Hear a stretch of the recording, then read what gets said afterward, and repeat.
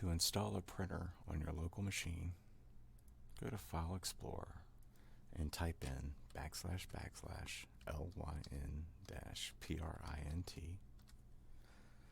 Find the printer you need to install, double click on it.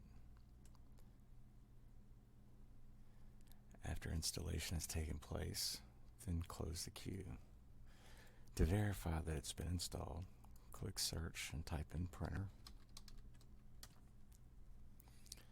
And then you can verify that it's been installed. Instructions for installing a printer can be found on Ground Control,